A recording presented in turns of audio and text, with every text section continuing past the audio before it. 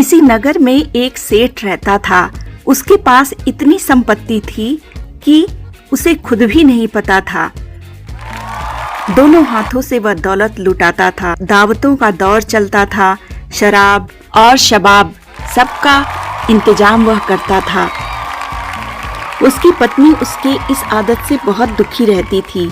एक दिन उसने अपने पति से कहा, अजी आप तो दोनों हाथों से दौलत लुटाते हो, एक दिन सब कुछ खत्म हो जाएगा तब आपको होश आएगा।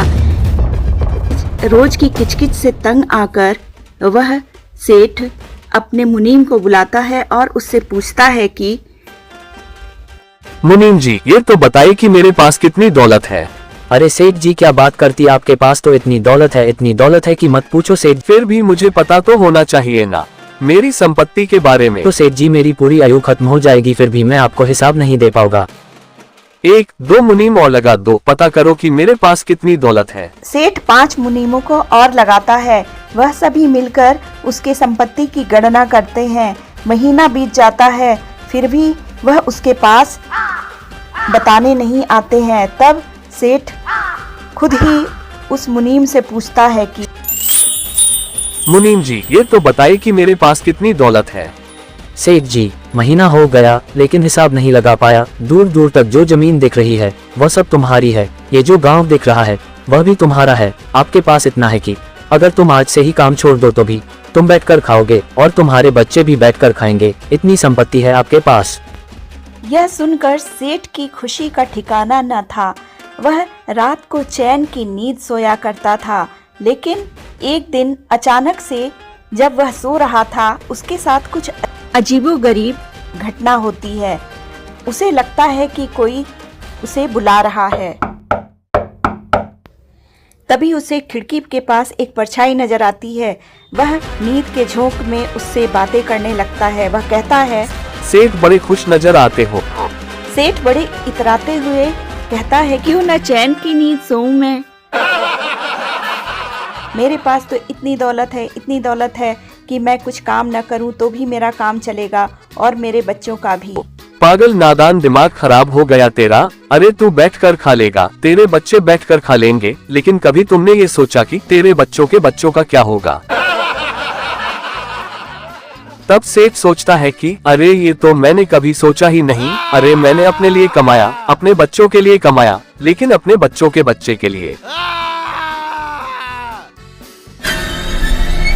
इन बातों को सोचकर सेठ की रातों की नींद गायब होने लगी और वह बहुत परेशान रहने लगा।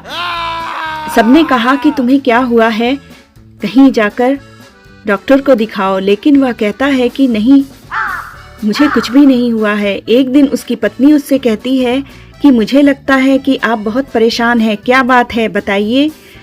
तब वह कहता है कि अरे मैंने अपने लिए कमाया, अपने बच्चों के लिए कमाया, लेकिन अपने बच्चों के बच्चे के लिए। तब उसकी पत्नी कहती है कि अजी कैसी बातें करते हो, इतनी दूर की कौन सोचता है, बच्चे हैं ना, वह अपना कर लेंगे, हमें जो करना था हमने अपना कर्तव्य पूरा कर दिया है।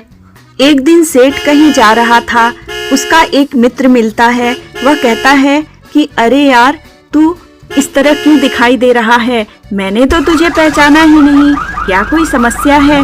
तब वह वही बात कहता है, अरे मैंने अपने लिए कमाया, अपने बच्चों के लिए कमाया, लेकिन अपने बच्चों के बच्चे के लिए। यह सुनकर वह ठहाके लगाकर हंसता है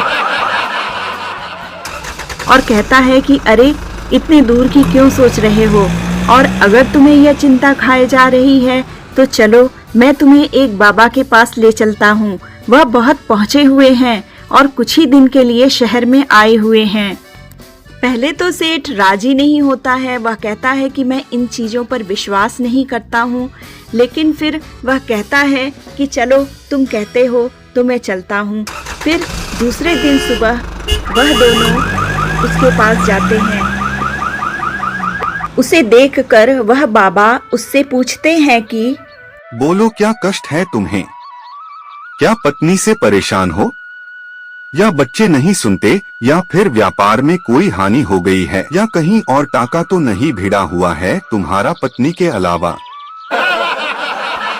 सेठ कहता है कि गुरुदेव ऐसी कोई भी बात नहीं है। तब वह फिर से कहता है कि तो फिर मेरे पास क्यों आए हो, क्या समस्या है? मेरे बच्चों के बच्चों का क्या होगा?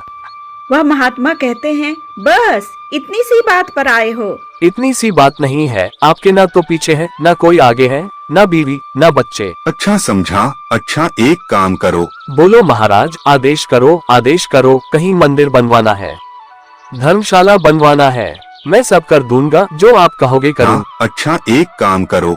एक गरीब बुढ़िया नदी के किनारे रहती है, उसके पास कल तुम एक थाली खाना लेकर जाना। एक थाली भोजन, उस बुढ़िया का कमरा बनवा दूं? नहीं नहीं, यह सब करने की जरूरत नहीं है, सिर्फ एक थाली भोजन। अरे जाओ तो सही, तुम्हारी एक नहीं 7 पीढ़ियां तर जाएंगी।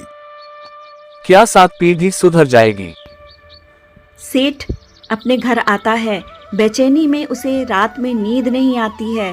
वह सोचता है कि इतने बड़े महात्मा हैं, लगता है मेरी समस्या का समाधान हो जाएगा। सुबह तड़के ही वह उस बुढ़िया के घर जाता है। उस बुढ़िया के घर के बाहर एक छोटी बच्ची बैठी हुई थी। उसे देखकर वह सेठ उससे कहता है कि बेटा अम्मा कहाँ है? मैं नगर सेठ हूँ, मुझे नहीं जानती हो, मेरे से बड़ा यहाँ कोई नहीं है। वह लड़की शिष्टाचार दिखाते हुए कहती है कि अरे सेठ जी, आइए बैठिए, अम्मा तो अभी भजन कर रही है, आपको इंतजार करना होगा, बैठिए बैठिए। बैठने का समय नहीं है, जाओ अपनी माँ को बुला कर लाओ। अरे सेठ जी, बैठिए बैठिए, थोड़ा तो बैठिए। क्यों? जाओ कहो नगर सेठ आया है। अरे नगर सेठ तो कुछ भी नहीं होता है, अम्मा ने कहा है चाहे बहुत बड़ा आदमी आ जाए तो भी मैं भजन बीच में नहीं छोड़ सकती हूँ, आपको इंतजार करना होगा। नहीं, अरे ये कैसी लड़की है, मुझे कह रही है इंतजार करो। सेठ को गुस्सा भी आ रहा था। वह सोचता है कि मेरे लिए सैकड़ों लोग इंतजार करते हैं, आज मैं इस बुढ़िया को उसी को खाना देने के लिए उसका इंतजार कर रहा हूँ। लेकिन उसे अपनी 7 पीढ़ियों का उद्धार करना था, इसलिए मरता क्या ना करता वह इंतजार करता रहता है। मुझे कह रही है इंतजार करो, मेरे जैसे बड़े आदमी को। हाँ हाँ, मैं ठीक ही तो कह रही हूँ, कभी कभी तो अम्मा शाम तक ही भजन करती रहती है, तब तक आपको इंतजार करना होगा। पूरे दिन भजन करती है, मैं पूरे दिन यहाँ नहीं इंतजार कर सकता। अच्छा ये भोजन की थाली अपनी अम्मा को दे देना। नहीं सेठ जी, हमारे पास खाने के लिए है, आज हमें किसी ने खाना दे दिया है। बच्चे तुझे अकल नहीं है, सोने की थाली लौटा रही है, 56 भोग लेकर आया हूँ। आप यह थाली अपने साथ ले जाइए। मगर क्यों नहीं चाहिए तुझे? नहीं सेठ जी, मेरी अम्मा ने कहा है एक बार अगर कोई भोजन दे दे तो दोबारा हमें भोजन किसी से नहीं लेना है। बेटा रख ले, कल काम आएगा, कल किसी ने नहीं दिया तो। मेरी अम्मा कहती है कि कल की चिंता नहीं करनी चाहिए, जिसने चोंच दिया है वह दाना भी देगा। सेठ जी, हम कल की परवाह नहीं करते, आप अपनी थाली ले जाओ यहाँ से। सेठ के पैरों तले जमीन निकल गई, उसके हाथ से थाली छूट गई और दिमाग में बिजली कौंध गई। ये 5 साल की बच्ची और मैं 60-65 साल का आदमी, इसने मुझे इतनी बड़ी सीख दी। इस गरीबी में भी यह कहती है कि मुझे कल की चिंता नहीं है, हम कल की चिंता नहीं करते और मैं अपने बच्चों के लिए चिंतित हो रहा हूँ। ये ज्ञान तुझे कहाँ से मिला? मेरी अम्मा ने दिया है सेठ जी। लेकिन सेठ जी, यह तो बताओ आपको क्या चिंता है? तब सेठ कहता है कि मैं अपने बच्चों की चिंता कर रहा था कि उनके लिए मैंने कुछ नहीं किया।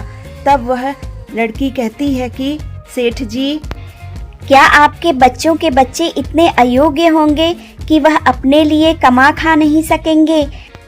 सेठ जी, यह बात गांठ बांध लीजिए, पूत कपूत तो का धन संचय, पूत सपूत तो का धन संचय, कि अगर बच्चे सपूत हो तो उनके लिए कुछ भी न छोड़ के जाए तो भी वह बहुत सारा अपने लिए धन संपत्ति बना लेंगे, और कहीं अगर बच्चे नालायक निकल जाएं तो उनके लिए कितना भी धन छोड़ के जाया जाए वह उसे बर्बाद कर देंगे। सेठ के ज्ञान चक्षु खुल चुके थे, वह बहुत खुले मन से अपने घर की तरफ खुशी खुशी लौट जाता है।